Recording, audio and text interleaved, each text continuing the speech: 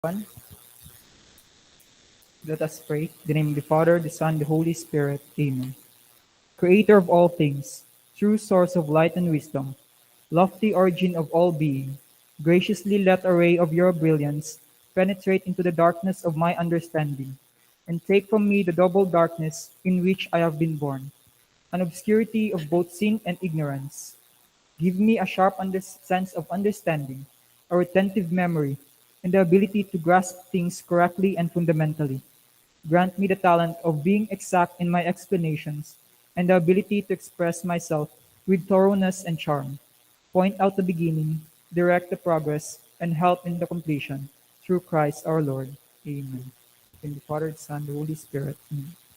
Student Dane Judd Ortiz is going to defend his thesis entitled Resolving Post-Truth in Light of Thomas Aquinas' Notion of Fortitude.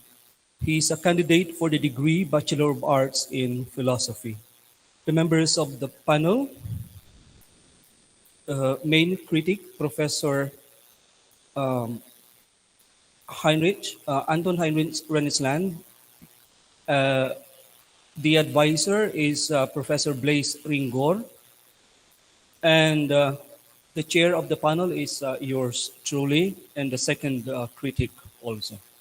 Okay, Dane, you have 25 minutes to present your thesis. Good afternoon once again. Let us begin with the title of my thesis, which is Resolving Post-Truth in Light of Thomas Aquinas' Notion of Fortitude. Background of the study. The world became complacent with a truth that is publicized by different people who thinks that they have the authority to do so. People became impassive or indifferent to criticizing the public truths presented to them, and they simply agree and accept truths that are basically favorable and worthy of attention.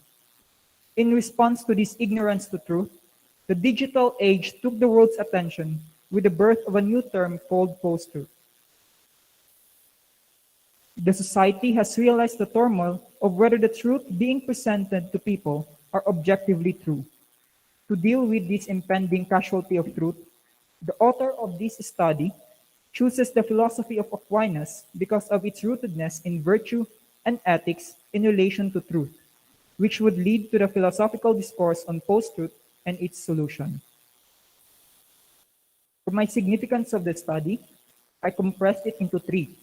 First is to the universal bank of knowledge. This study helps re-establish and regain the value of truth in the knowledgeable society that is being trampled upon by the post-truth. Second, to the religious missionaries. This study would help the Catholic Church as a guide in producing faithful Christians that would value the credibility of truth that is relevant in faith and Christian beliefs.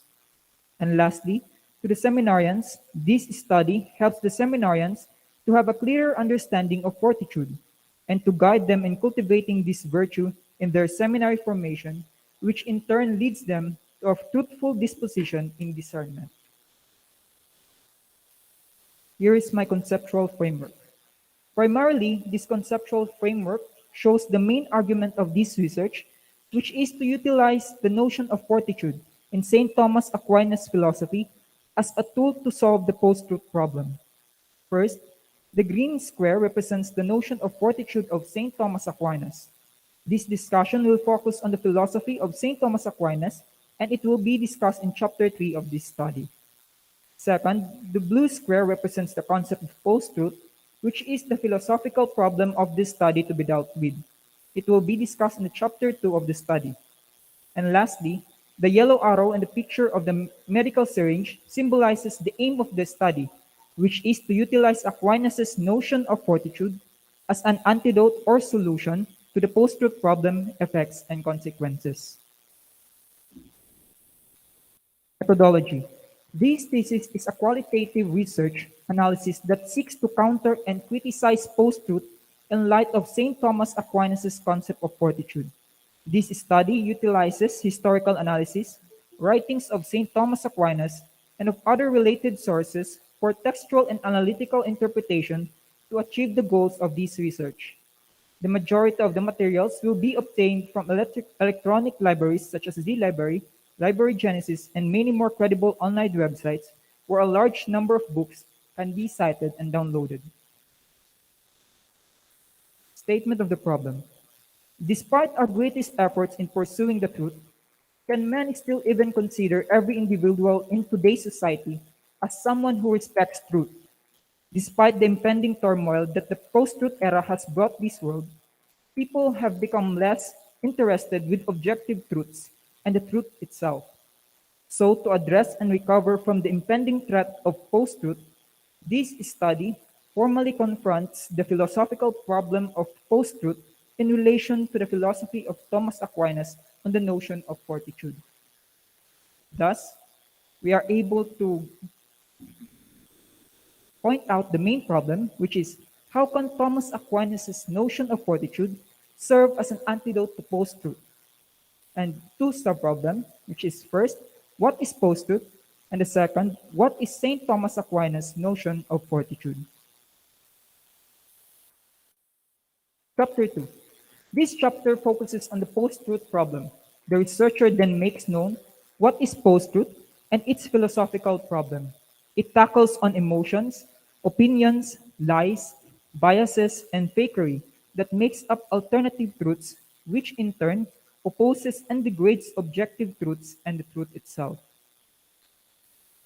Here's my concept map of chapter 2, which I will further discuss in the following slides. Defining post-truth. For philosopher Lee McIntyre, he argues that post-truth anchors itself from the subjugation of facts through personal preconceptions and a subjective perspective rather than the abandonment of it. This leads to what McIntyre says as the perfect recipe for ideological domination. Thus, he points out that post-truth now amounts to an ideological supremacy, whereby its practitioners compel someone to believe something regardless of its evidence and credibility. In this sense, it is more compelling to define it as a deliberate strategy aimed at creating an environment where objective facts are less influential in shaping public opinion, where theoretical frameworks are undermined in order to make it impossible for someone to make sense of a certain event, phenomenon, or experience, and where scientific truth is delegitimized.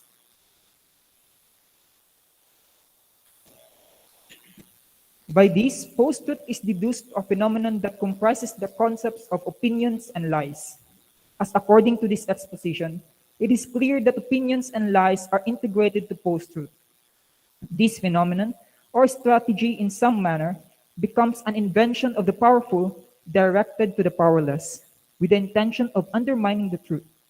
That is why people who feel that they have the power to distort truth for their own benefit would go as far as infusing opinions and lies in distorting truth. To make it clearer in post-truth, opinions pertains to the human cognitive faculty wherein man held onto biases towards understanding the truth, while lies or lying is the act of inserting a particular falsehood at a specific point in a set or system of beliefs in order to avoid the consequences of having the point occupied by truth. Just as post-truth is concerned with lies, it is also concerned on its roots on man's opinions. Due to humans' cognitive biases, certain post-truths have believed opinions as truth because it is favorable to human situation. By this, one understands opinions as truth because they appeal as something good to man's cognitive faculty. This becomes similar to what McIntyre explains that post-truth is the idea that depending on one's desire and satisfaction, some facts matters more than others. Understanding post-truth. Towards the understanding of post-truth, we must also include the understanding of truth as understood in reality. First, we have René Descartes, wherein understanding comes when we doubt things. Doubting may seem to be skeptical, but it processes the mind to seek what is truth. Methodic doubt is a systematic process of withholding assent regarding the truth or falsehood of all one's belief until they have been demonstrated or rationally proven to be true or false. Immanuel Kant, in his Metaphysics, Nomina and Phenomena, wherein noumena are objects of understanding that are not sensible but can only be part of the intuition, while phenomena are appearances that are in boundaries of categories. By this, noumena was only possible through the conception of phenomena with the exclusion of sensibility. Noumena can be considered as the reality apart from our human representation of it, while the phenomena is the anthropocentric truth or reality. For Kant, since reality is so far-fetched, post-truth then becomes a more realistic way for human beings to understand this world. Because in phenomenal reality, wherein human subjectivity is becoming more dominant. Since metaphysical discourse on truth may not be as practical for human conception, it all boils down to other understandings.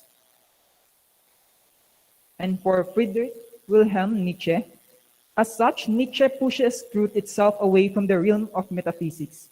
Rather, post-truth becomes more meaningful to human beings because truth is considered for them.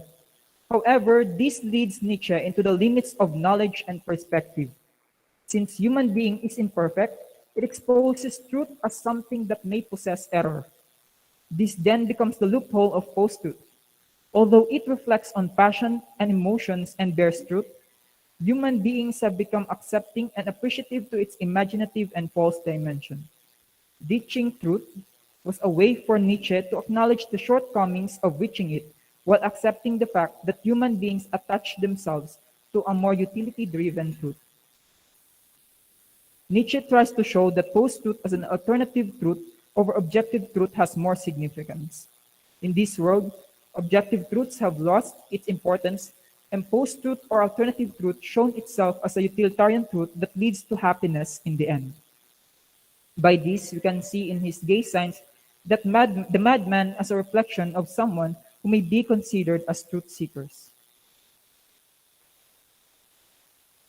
In continuation with this, I will discuss on the post-truth problem, which is more on by Immanuel Kant. As understood in his paper on enlightenment, according to Kant, the dilemma of the 18th century was laziness, cowardice, and immaturity deep inside man's mind. By this, Kant explains that man have been so dependent on the guidance of others in the usage of understanding. Thus, man, although capable of understanding truth, relies on others for them to understand what truth is. At some point, the problem of enlightenment, in Kant's context, is similar with today's post-truth problem. Human beings have become reliant on post-truth advocates to interpret the truth for them. Unfortunately, in most cases, post-truth pave way for truth to be manipulated by those who feel emboldened by it. Thus, post-truth brought forth numerous consequences. It has diverse consequences, especially if it is counted as deception towards the truth. The society as a whole begins to lose its grounding in reality, which then leads to the shattering of credibility.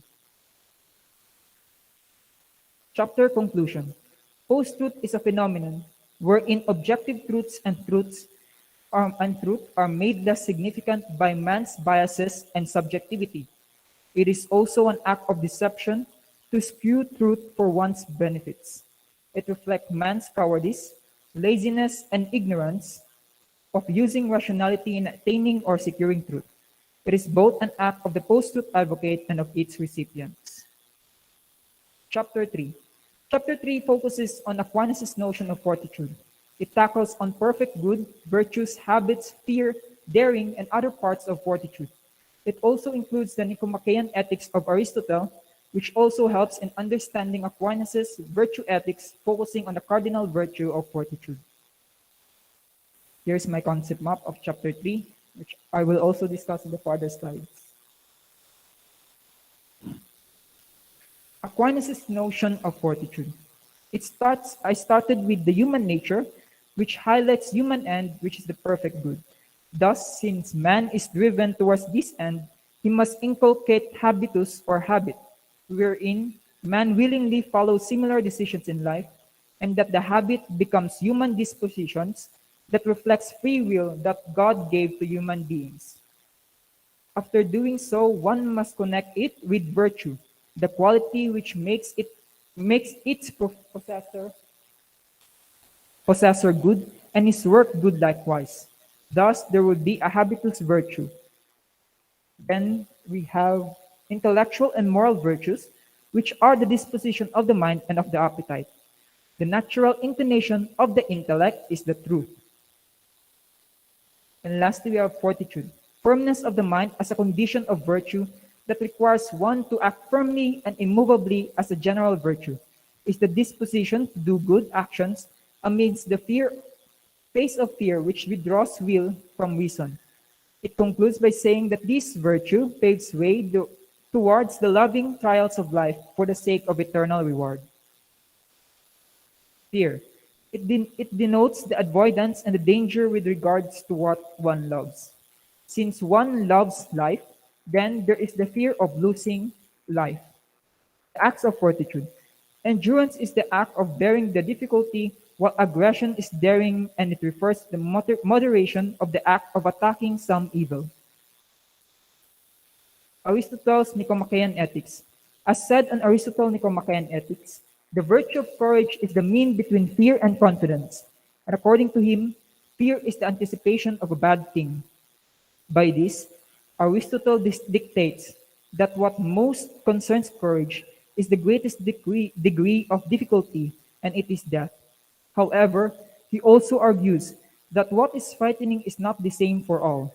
It may differ in magnitude, but it would still inspire the virtue of fortitude. With this, a courageous man then is someone undaunted. He may fear, but he will endure it as reasonable as it is.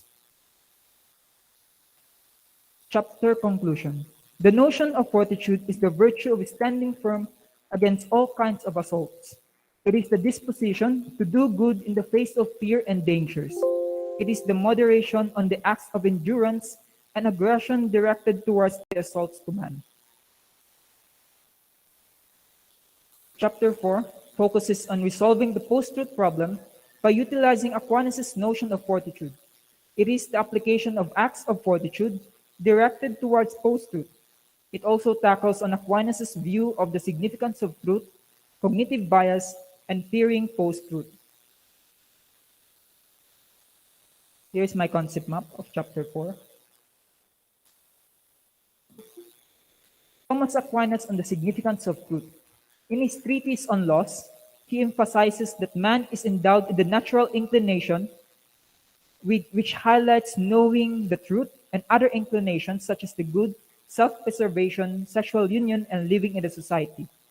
As elucidated in chapter 3 of this study, intellectual virtues which consist of understanding, knowledge, and wisdom, it explains that virtues constitute to the attainment of the truth.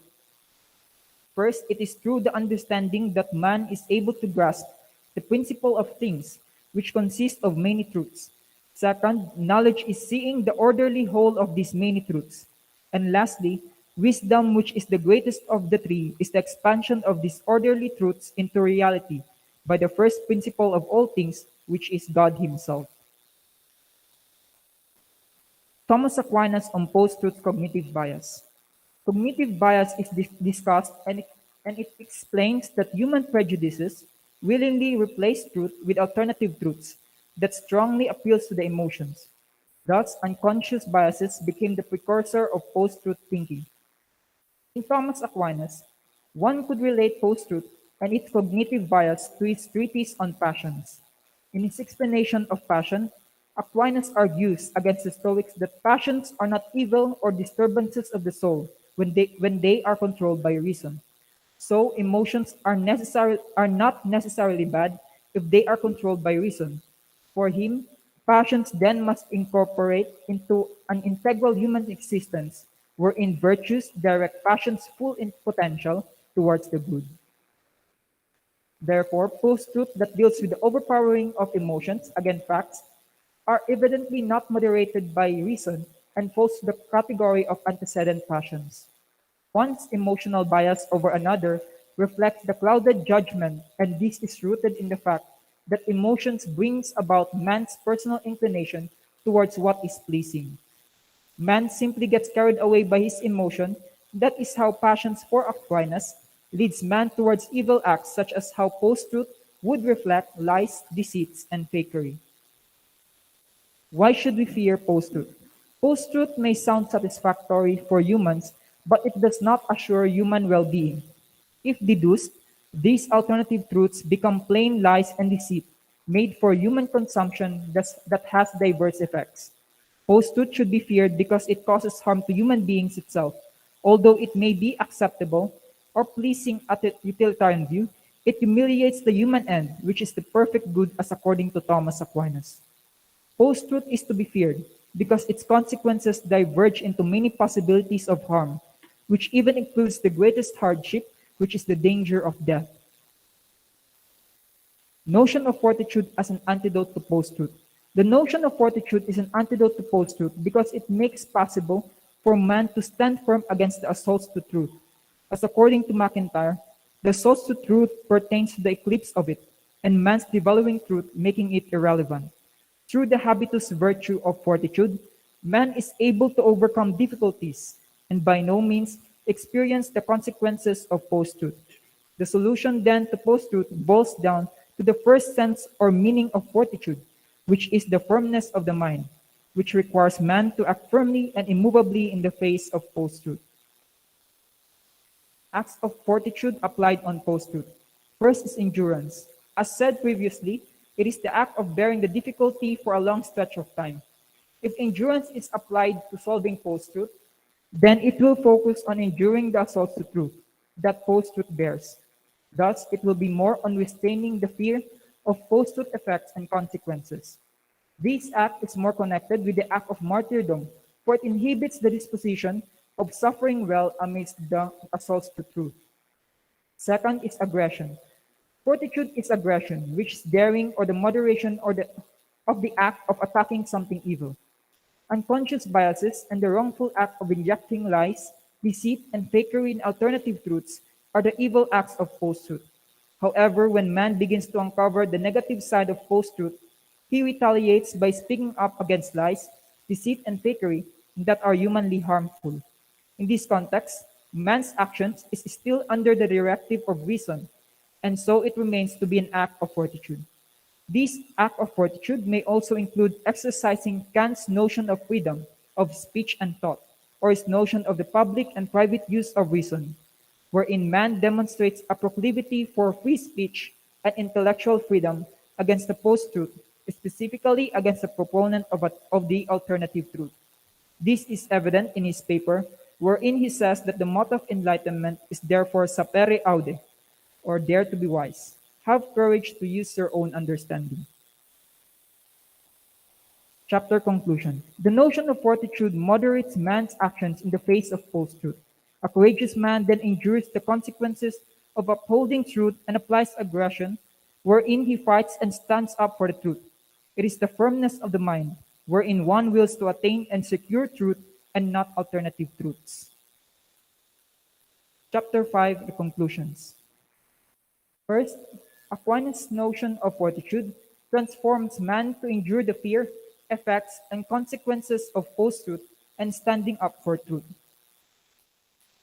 Second, Aquinas' notion of fortitude emboldens man to think rationally of truth claims that are propagated by post-truth advocates.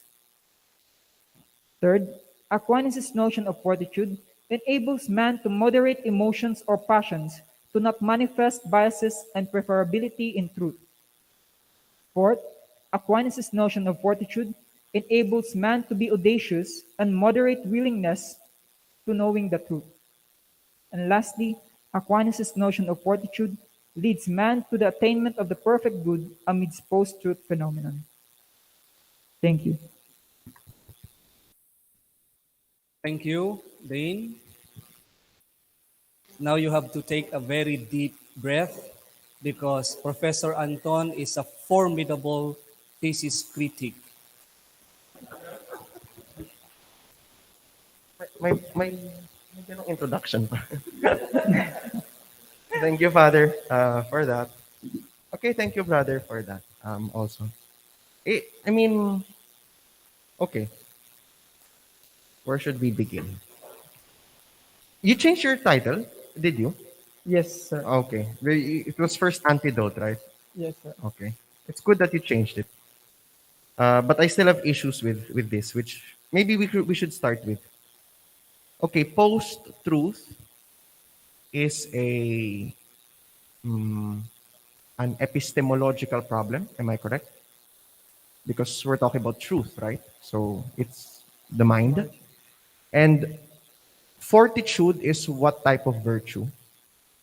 is a cardinal virtue, And moral what in virtue, context of Aquinas, that is a moral virtue, moral, not an intellectual. not intellectual. So we have an epistemological problem, and we are trying to answer it using an ethical. Is that aligned? Almost, sir. Because I, Yes or no? yes, sir. Let's repeat it. The You have an epistemological problem, and the, you have an ethical solution. the problem, sir, that I am trying to solve is the act of committing to Read your post-truth, sir. title. Resolving Post-truth. acts, resolving an Act. epistemological problem. Okay? That's just, it's something we will go back to later on. Okay, so I hope it's clear to you that, at least from how you are trying to present it, it seems that there is, and I get your point that you're talking about how it means to live through post-truth. But how you phrase it seems nga that you're presenting an epistemological problem and trying to address it with an ethical issue. Because that is a basis for a lot of comments. But let's start with page 4. Page 4. See, did you change the pagination from is the pagination still the same? It's still the same, sir. Okay, it's still the same. So page 4, from the soft copy I had, you said here, since post-truth may lead to the fear of losing objective truth. I hope it's still here.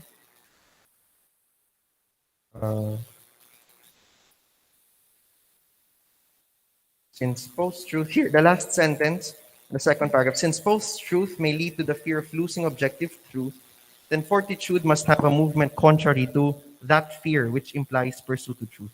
I was wondering, brother, if post-truth, if not post-truth is already that experience. So my question is not post-truth already that experience of losing truth? Because you say here, post-truth may lead to the fear of losing objective truth. But is not post-truth exactly that experience of the loss of objective truth? It is, sir. So it does not lead to... The post-truth is already the losing of the objective truths or the eclipse of the objective truths. Mm-hmm. Yes, sir. Okay, maybe you don't get my point. It's fine. And then you already interchanged the two sub-problems, right? You already interchanged them. Okay, that's good. Okay, for chapter 2, let's start with page 18. Post-truth simplifies the connection between facts and politics, and it is evidently seen in our society governed by different kinds of political administrations. How is it simplified, brother? Because so in this sentence, that post-truth simplifies the connection between facts and politics, because in politicians, wherein, as I have said earlier, that post-truth has become an ideological supremacy, thereby that politics, which focuses on ideological supremacy, have made way for post-truth to be more emphasized in the society. It grew because of politics, and that is why I tried to say here that simplified. The growing of post-truth has become simplified because of the connection of facts and the politics. Wherein for politicians, there is more emphasis on ideological supremacy. Just that first half of the sentence, post-truth simplifies the connection between facts and politics. Maybe what you're trying to say is that it makes it obscure, not simplifies. It makes it more complex. Because facts, how we understand facts at least, is that I think you're referring to objective things, like real things. Because if you say simplifies, it makes it easier. It connects the two. But from what you just said right now, I think you mean the opposite. So it doesn't simplify it. It makes it blurs the relationship between facts and politics or whatever. Okay, thank you, brother. For page 20, you begin with Arendt, and I find it sad that you don't continue it. Just if you would just mention a philosopher without discussing what she said or what he said, if you would mention other people, don't do that. Kasi sayang naman. I mean, Arendt has a mouthful to say already about this, and then you just cite one text. It would be best if you continue engaging the philosopher, not just name dropping them. Kasi kung ganyan, then just completely remove that philosopher. Okay, next, the more interesting bit. What do you think I would ask now? Well, let's first start with Kant. You say here, and this is page 29, we can say that truth as we conceive it as anthropocentric. What I don't understand, brother, is how you present them. Are you saying that parang Descartes, Kant, and Nietzsche are post-truth philosophers? Is that what you're... No, sir. I'm not saying that Nietzsche is a post-truth philosopher. No. Descartes, Kant, and Nietzsche. Because it's the three that you mentioned. No, sir. I just use them as a way to discuss the post-truth phenomenon. Okay. Because how could a drive to certainty, this desire, you were my student in modern philosophy, right? Yes, sir. Okay. This drive to certainty that Descartes did, he wanted to be sure of what he knows. Yes, sir. How could that be used to justify the complete opposite? So He wants, because I hope you get my point. Descartes Yes, sir. wants to understand, or he wants to make sure that what he knows is indeed the truth. Yes, sir. So how is that used to show post-truth? Actually, Descartes here is more of an introduction to how the truth that we know of can be doubted. Is that if the truth we really know of is doubtful, or is it really true? That is why I continued the explanation of Descartes here through Immanuel Kant, because here I just talked about how Descartes explained that we should doubt truth in order for us to know that something is indeed true. That is my point for this whole. But do you think that's fair to Descartes? Do you think that's fair to him? Because his entire philosophical project is based on proving. And Yes, sir. it's now used as a preface to the complete opposite. Do you see what I'm trying to say, brother? Yes, sir. And then the same thing is levied to Immanuel Kant. I stress this so many times. It is a critique. Kant is trying to criticize what ideas that we have formed in our minds. And you say here, it seems that it's anthropocentric, right? Yes, sir. Truth is anthropocentric. Okay. Anthropocentric. Is there another way to understand truth? You could say from God's perspective, but don't give me that. So I actually use only the anthropocentric truth because it's more on subjective, if or humanly. What color is this? Blue. Sir. That's subjective. No, sir. It's objective, sir. But But, according to Kant, that would for be, Kant. according to your discussion, that is subjective. For Kant, yes, sir. So is it subjective or objective? Objective, sir. Brother, again. So how could it be subjective and objective at the same time?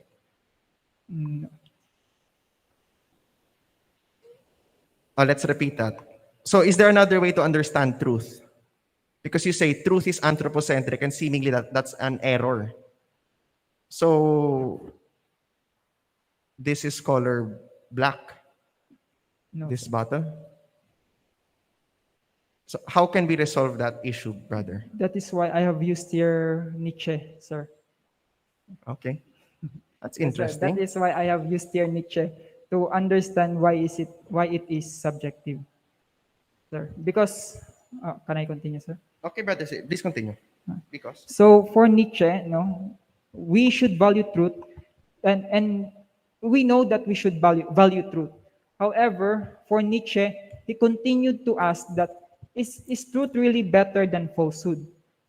For him, I read this postmodernist attack on truth. And therefore, it says there that we humans, no, for Nietzsche, there is this need that everything that we know of, our mind, our eyes, or our capacity for thought, is is directed towards our survival. Thus, he means here that that our brains is actually able to presumably think of the difficult task which is objective truth, but we should not believe, or not we should not fully say that we can ever know the objective truth. That is why for him, truth is always and necessary. Truth is always and necessarily subjective, because as he said in his book 3 of Will to Power, that truth is the truth is the kind of error without which a certain species could not live. By this, he said that how could truth be a kind of error? And that is because of language. The limit of human language perspective, as I have said before, is limits the knowing, the knowledge of the person, and that is why we are only able to say that it is subjective. The human understanding is until to the point that it is subjective only. Well, I mean, I'm stopping myself from going down that path of Nietzsche. Okay, stop the will to power. Come on, people, stop quoting the will to power. Kasi nga, it's not published by Nietzsche himself. So how that book is published, it was because of Elizabeth, who was in a relationship with the Nazi party, so she gifted it to Hitler himself. So it was a politicized work of Nietzsche. Okay, in context of Nietzsche, brother, ulitin nga natin yan. You said something eh. So is Nietzsche for truth or not? Yun na lang. Yes, sir. Is Nietzsche, parang, kasi Nietzsche parang for you is completely subjective. Diba? Wala bang pinanghahawakan si Nietzsche na ideya? For him, sir? Yes. That is why he is a perspectivism. Yeah. Pero wala bang parang ontological basis yung kanyang philosophy? Is there an ontological or metaphysical basis to his philosophy? You quoted the title of the book. Yes, sir. And that is, what is that basis? The power, sir. Will to power. So there is still an objective thing for Nietzsche. Yes, Hindi lang siya purely subjective na feel-good philosophy lang. Brother, kasi yung point lang natin, if we use these philosophers, tapos nga, we are trying to expose an epistemological problem. Kasi it's very dangerous to equate Nietzsche's attack on epistemology to ethics. Kasi if we talk about his ethics, we look at the genealogy of morality. But from what you're saying, on truth and lies, when he says we all have this drive to form metaphors, that's epistemology. Kant, critique of pure reason, epistemology. Descartes, meditations on first philosophy, epistemology. So we are trying to build, at least how your second chapter is presented, an epistemological problem.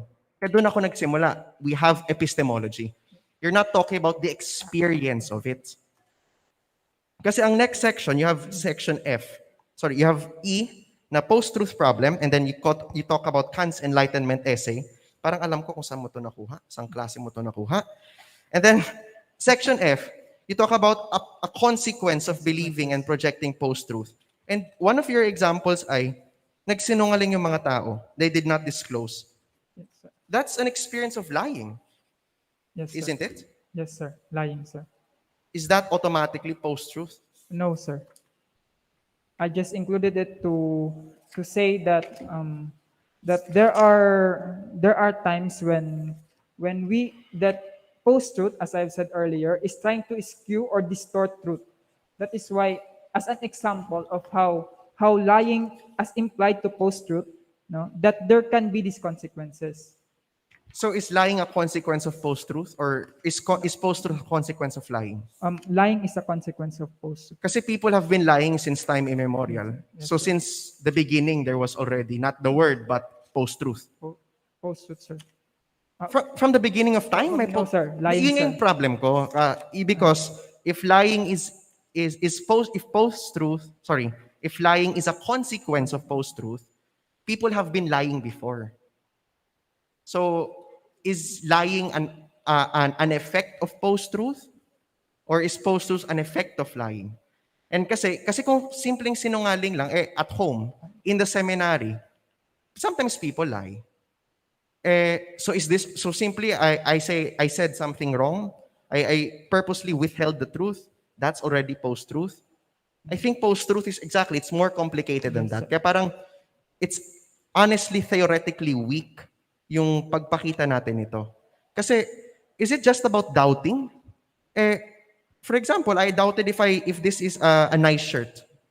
Yun na ba kaagad ang post-truth? I doubted if, yung iba sa inyo, kung mahal nyo talaga yung taong yon, kung tinatawag talaga kayo sa bokasyon, that's already post-truth. So there's this divide between doubting to really know, so doubting just to spread lies, just to create things. For example, when you say you're a politician, I thought nga doon ka pupunta na it's just a flu, like what Trump said, even if science says so. Yun lang yung medyo ano. Anyway, thank you. Sa chapter 3, brother, Chapter what is Aquinas' view on truth? on truth, sir. Yes. It is for him a human inclination. It's an inclination that its humans are already directed towards the truth. That is why for him in his laws there are four human inclinations, which is the truth, as I've said earlier, and self-preservation, and so on and so forth. Okay, so sige, kasi doon tayo medyo kulang. We have not really discussed the concept of truth per se, yung parang as an epistemological thing. Sometimes, when people talk about Aquinas' notion of truth, or ano, they talk about yung evil. Kasi evil, I mean, following Augustine, is the privation of goodness, privation of truth. And it would have been nice kasi nga you ground it sa law, kapag doon din naka-anchor yung concept of truth. So, it's going against yung natural law. We say it's bad. So, it's like things like that. Maganda sana if you, okay, itong sa this is page 49, yung you juxtapose Aquinas' virtue ethics and Aristotle's Nicomachean ethics. It would have been better kung if this parang the first part, instead of Aquinas' life and yung major works, the influence of Aristotle on Aquinas. In particular, yung correspondence theory, we get that from Aristotle. Or if you really want to stick to his ethics, so the Nicomachean ethics and Aquinas' virtue, the concept of virtue for Aquinas and how these two are different. Kasi doon papasok yung concept na bakit iba ang magnanimous person kay Aristotle sa magnanimous person kay Aquinas. Do you know the difference between the two? The two, sir. The idea of the magnanimous person. Kasi you talk about magnanimity here. Kasi that's from Aristotle, honestly. Do you know the idea of magnanimity kay Aristotle? Have you encountered that? I have encountered, sir, but I did not focus on it. Okay. It's Kasi the parts of magnanimous... fortitude. I'm sorry? It's the parts already, sir. Okay. The magnanimous person for Aristotle is the person who is in the state, for example, who can afford to build a temple, a very magnificent temple for the Greek gods and goddesses. A person who out of his or her his kasi Aristotle, the lalaki lang, yung Athenian citizen, out of his surplus, he could provide for other people. But for Aquinas, the magnanimous person is the complete opposite. A person who is dependent upon the will of God, eternal law. So that contrast, if you want to talk about the experience of post-truth, it's that contrast, and especially since you talk about God here, na ako, even if this is what I'm going through, the magnanimous person is the one who is dependent upon the will of God. And you say here kasi yung, I should not fear, I should still follow, and things like that. Yes, sir. But I'm taking too much time. Maybe one last na lang po. And that's why it leads us to siguro itong last 2 points on page 62. You say here, this infers a separation or exclusion of truth or God himself from post-truth because it argues that truth has become subjective. Thus, truth in post-truth is not rooted in the first principle of all things, which is God, but rather to man's cognitive basis, which is central to post-truth's development. So ang post-truth ba, maybe I just want to ask you this question, is post-truth automatically just the state of godlessness? Yes, maybe, sir, because you have you are more on being anthropocentric or being more humanly than relating yourself with God. I would not say, sir, that it is the complete disregard, but maybe setting aside of God and focusing more on the humanly aspect, which is for him emotions, passions, and like that. Fine, sir. See, dito pumapasok sana yung idea ni Nietzsche ng death of God. Not, na kasi mali yung pagbanggit niya, but the idea of, kasi when he uses God there, it's the death of an quasi-transcendental. That is what the madman is saying here. The things that we used to believe in aren't real. I mean, or no, not aren't real. Aren't as, I mean, they are reactive in themselves. So Nietzsche just used the word God kasi that was the thing then. And today, for example, you say Facebook is dead. The internet is dead. How would people respond? So you see, Nietzsche uses a word that is charged with epistemology talaga. So it's that experience, the death of a quasi-transcendental, the death of something that I really believe in, that all of us believe in, na sometimes we take it for granted na because we really believe in that. So yes, it's the experience of godlessness. Maybe, the way you explained it. But it's also nga that experience is means more to me than this. I mean, that belief means more to me than this. I mean, for example, batas sa bansa na bawal magbigay ng limos. Yeah. That's more real than actually giving. Yung parang ganun, mas totoo yung belief than the actual interaction. Kasi the next part is on Aquinas' post-truth cognitive bias. Again, cognitive, epistemological, hindi moral. So you would have to really align what you want to do if it's really just an epistemological problem. Kasi most of your parts talk about that, but the way you explain it is moral. Or at some point, you have to say, well, this kasi leads to that. That's why I want to talk about both. Okay? Maybe, I think I still have one last. So page 6. No, sige, I just end with that. It's fine. Thank you, Thank you, Father. Okay, thank you, Anton. Now you believe me, right? How I introduced them? Okay, in the language of declarations, the topic is timely and urgent. But I have to ask you this very first question. Why did you choose this topic? The post-it, sir. Yeah, the topic of your thesis. The Because I topic. think this is the first question of Professor Anton has to do with the statement of the problem. For him, it is not clear enough. No? So, I mean, why did you choose this topic? Because as you said, Father, it is timely, Father. Why? Because it reflects how truth is being how man is being more ignorant or have become ignorant of truth, Father. Yeah, I mean, can you name some very concrete experiences in our society today? So, for example, Father, when people, I guess I will not put it in political, but maybe more simpler example, which is, for example, when one tends to believe, when your mother or one's mother would say that it is better for that.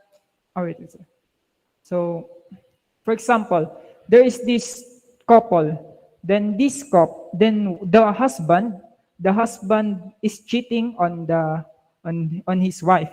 But the problem is that the wife, after doubting how many times that the idea of his husband cheating on her, then she continues to harbor this love for her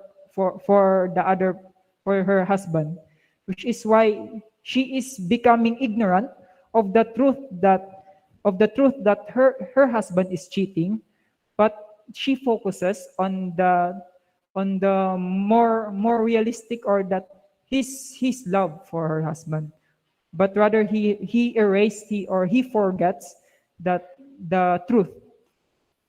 Well, your example is very domestic, no? Yes, sir. But actually, in your statement of the problem, you speak of the narco state of Yes, sir. Duterte. Very And then political, you Father. speak of ideological supremacy, that post-truth has become an ideology. Yes. You also make mention in your thesis that it has become a political strategy to manipulate facts, Yes, Father. to curb the public opinion, to turn it on one's favor, Yes, and Father. so on. You have talked about these things again and again in your thesis. So, in other words, it seems that while it is true that post-truth is an epistemological problem, it has ethical effects, ethical impact in the society and in the life of the people. And your thesis actually responds to that problem, post-truth as an ethical problem, not as an epistemological problem. Do you agree? I mean, that's how I read your thesis. Yes, yes, That's Father. why I say that your topic is very timely and urgent in that sense. Now, regarding the quality of the text of your thesis, I find it very well written. There are relatively few sentences that have grammatical errors and other writing lapses. And I like the structure of your thesis also, the three-part structure, the problem, then the solution to the problem or source of possible solution to the problem, and then you try to resolve the problem.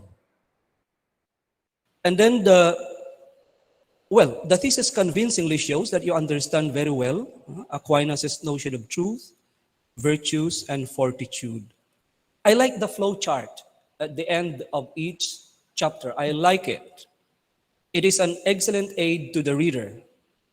It shows your mastery of the topic that is treated in the chapter, and your logical thinking. For me, it summarizes the chapter's key points in a clear, neat, and intelligible manner. It makes your thesis reader-friendly. I like your thesis very much. And the grouping of the reviewed literature according to the main topics of your thesis, truth, virtue, post-truth, and fortitude, is very good. I find it very good also. No? So you don't mix up your resources and sources, but you divide the literature according to topics. I like that. Personally, I like that. It also makes your thesis reader-friendly. Now, regarding the statement of the problem, again, I think this has to be made clearer, okay? Normally, the statement of the problem is broken down into sub-questions. And the sub-questions determine your chapters. And this is exactly what you did. But in your statement of the problem, I think this has to be made, this has to be reformulated, because your problem, you have determined it already. It is post-truth, which you associate with fake news, you associate with lies, etc. That is the problem, and that is the real problem now. Now, well, here, again, in terms of methodology, there are two perspectives here, actually. One is speculative philosophy, and the other is applied philosophy. There are both in your, these two approaches are seen in your thesis. But I think the applied philosophy is more dominant, because you begin with a real problem, and your problem is not philosophical in itself. Your problem is ethical. And that has to be stated very clearly, and that has to be broken down into three sub-questions. So you begin with the problem, so you have to reorder your sub-questions. No? So you begin with what is post-truth? Okay, the first sub-question. The second sub-question is, what is St. Thomas Aquinas' notion of fortitude? And the third is, how can Thomas Aquinas' notion of fortitude counter the post-truth phenomenon? Okay, I think it's more or less in this order, because this is the order of your main chapters. You get, no? Yes, sir. Okay, Yes, sir. okay.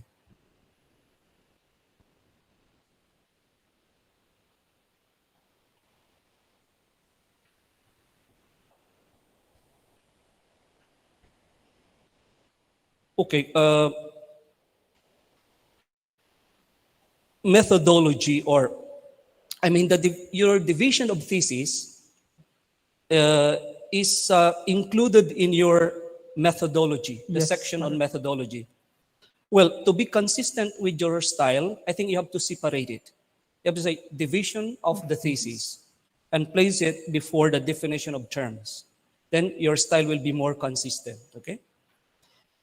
Now, on page 21, you make a distinction between a liar and a bullshitter, right?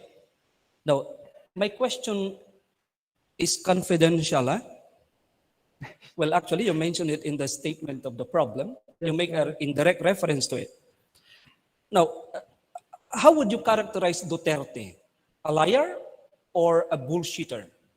So this question should not get out of the room, no? Sir, Oh, I'm sorry. Anyway, yeah, okay, I will stand up to whatever Duterte will say, okay? Father, it's okay, So Father. how will you characterize him? It's a well, according to the okay, according to what we read in the news about Duterte, and what is according to your and according to your distinction between a bullshitter and a liar. You know that he lied several times. No, he said, I will not run, and then he said, we will run again, and then he said, no, I will not run. Okay. So your answer, Answer? yeah. Liar, Father. Huh? Liar. Why? But you have to Because, support, eh? as I have said in my thesis, there's a difference between a liar and a bullshitter. A bullshitter does not know the truth, but depends solely on his own intuition, while the liar knows what is truth, but still lies or says the falsehood, Father. Okay. That is consistent with your definition of a bullshitter and a liar in a way. Now, on page 23, you speak about believing. Okay? Believing. Now, according to what you write on believing on page 23, what can you say about those people who claim that the COVID-19 is a hoax and hence they refuse to follow the health protocol and get themselves vaccinated? Can you repeat, Father? You go to page 23. Yes, Father. Here, you speak about believing. It doesn't take much to convince them to believe those things if they are already persuaded to believe them, particularly if people they care about already do. So for me, Father, why the people does not or Do not, do okay? not get vaccinated? Because just as what is said here, Father, because they have already claimed that this vaccine is neither helpful for them. That's why for them, even though the government would say that we all should be vaccinated, for them who strongly believes in the or who is emotionally attached that there is no use for such vaccines because maybe we'll die at the end of the day or so on and so forth, then they will never believe the truth that there will really that one should really need for vaccine. So that is why one who is previously or already claimed or committed to believe that some on their emotions that there is no need for vaccine would definitely ignore the truth that everyone should get vaccinated. Okay. On page 62,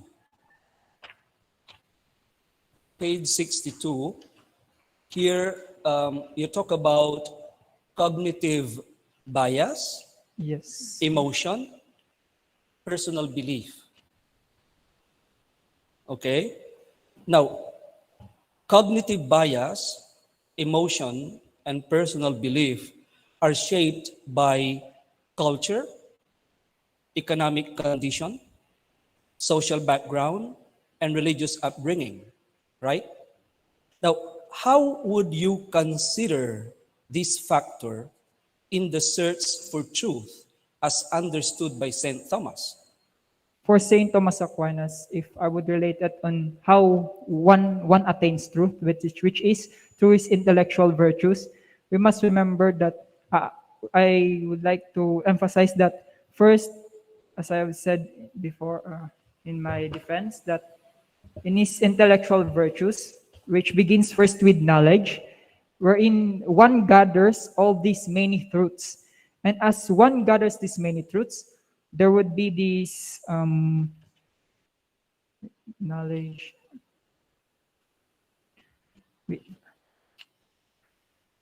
Knowledge, first is understanding, wherein one gathers all these many truths. Then next is knowledge, wherein all these orderly truths are compiled into one, and that we are able to distinguish things or concepts.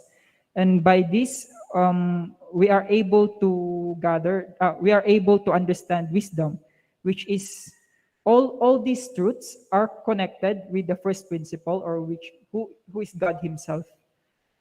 So for me, it's like that although that through the what you have said, Father, the culture, and that these various or variety of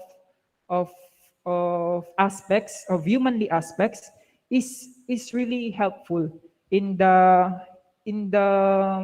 creating, or like the making or understanding of the truth, because as part here of the intellectual virtues, understanding will only be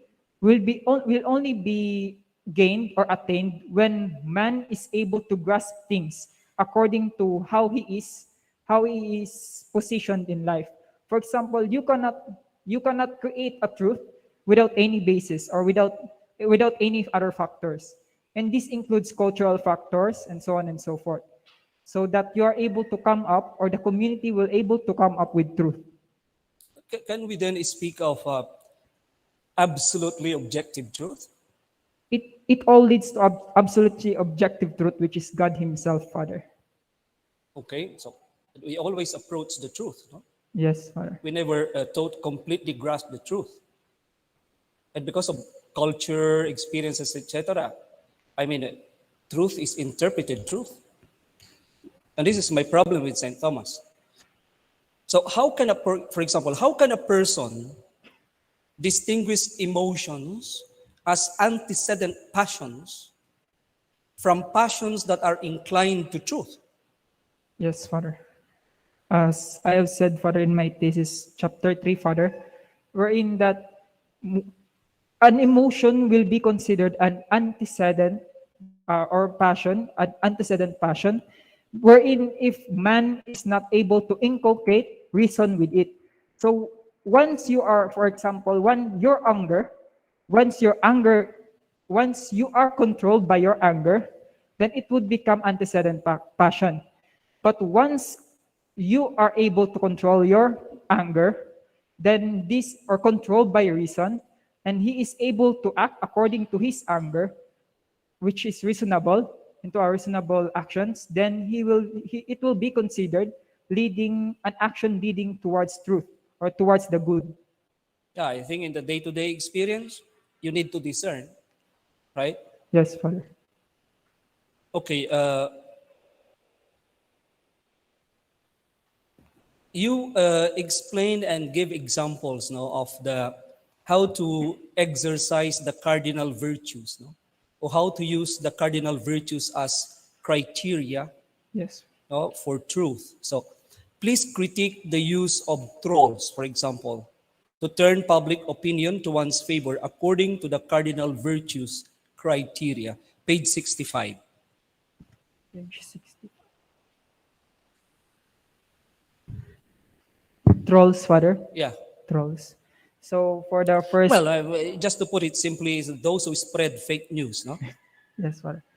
So first we have the cardinal virtue of prudence. Prudence, okay? So prudence is the right reasoning of actions. Mhm. So when one is able to reason out why trolling is actually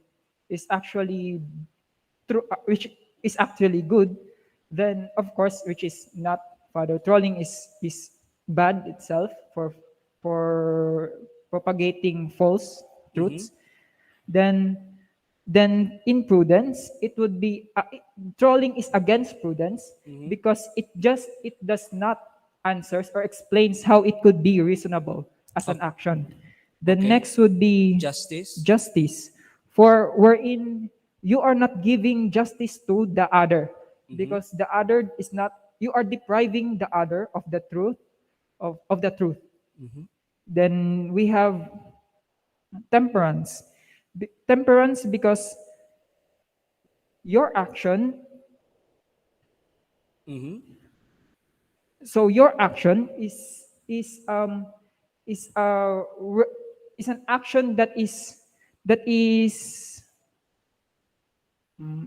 not moderated in a form wherein you know that it is not, you know that it is not good, which is it is bad, but you still continue to act, to act towards the bad. Your action does, your action is not moderated by reason. So, and lastly, we have the fortitude. So for fortitude for trolling, because fortitude is against trolling, because you yourself, a person who is immature and not thinks of the effects of fortitude, of trolling, is not able to inculcate in himself the confidence of dealing of attaining the truth. Someone who is not courageous, someone who is not fortitude, just follow others, what other thinks and what the troll thinks. And that is why fortitude is against this trolling. So this is my last question. It has to do with fortitude, no? So how can a hungry, jobless man with 5 children exercise fortitude when faced with an offer of money in exchange of spreading fake news? So first and foremost, when you understand the cardinal virtues, it does not mean that you have only fortitude, but without, you don't have the other three virtues. Once once you are a courageous man, you also inculcate the other three virtues, which is the virtue of prudence, temperance, and justice.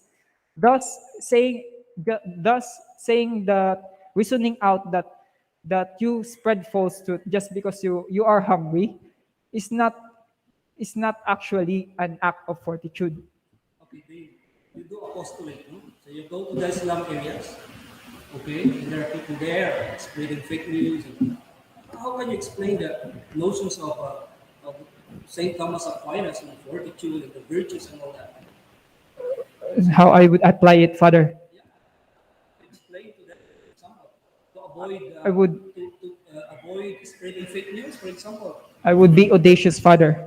First, of course, no, you cannot know that, if you know that one is spreading fake news, then of course you must have the confidence to speak out. Yeah, yeah. I mean, how will you do it? How do I do it, It's Father? just to apply your Speak out. thesis. No, it's very good, but you have to know how to apply it.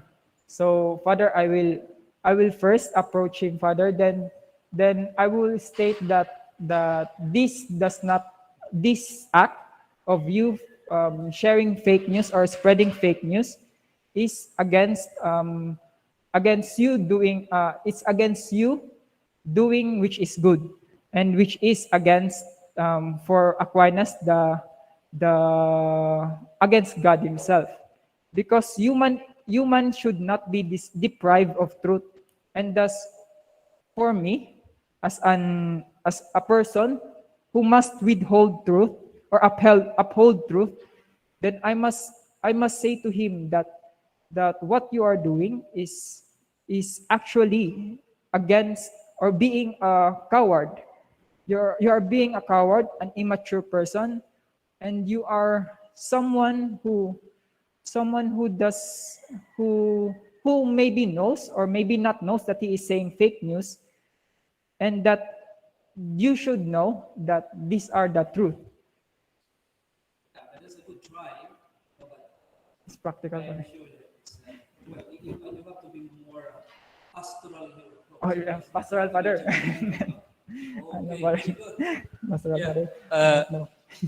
Anton, do you have some final words? Blaze, would you like to say something?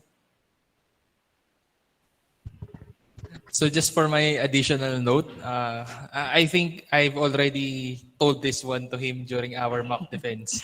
Perhaps you just forgot it Forgot father. about the consistency of St. Thomas Aquinas when it comes to the intellectual virtues, the moral virtues, and the practical virtues. So it was quite tricky. That's why I was laughing here as you saw me when Sir Anton asked Yes, you sir. about the epistemological problem of the post-truth. Why? Because St. Thomas Aquinas would really treat truth as something epistemological, but not detached to something that is moral and something that can be translated into action. Right? Because you cannot detach the intellectual and the moral to the practical. Yes, sir. Okay? So siguro you just have to revisit that. Why? Because Thomistic philosophy is something that is holistic. Okay? So I think they have valid points. We have to rework some points in your thesis.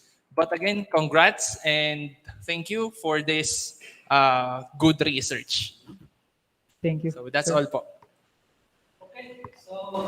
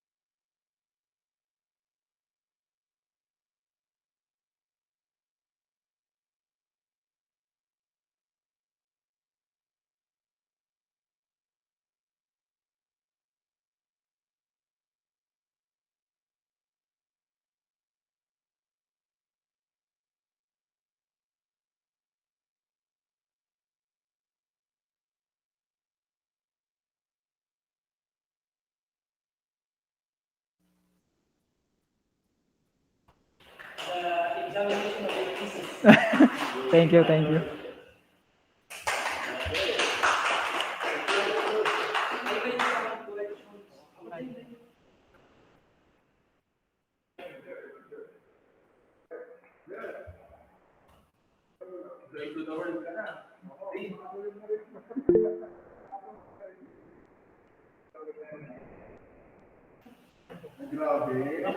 Mike,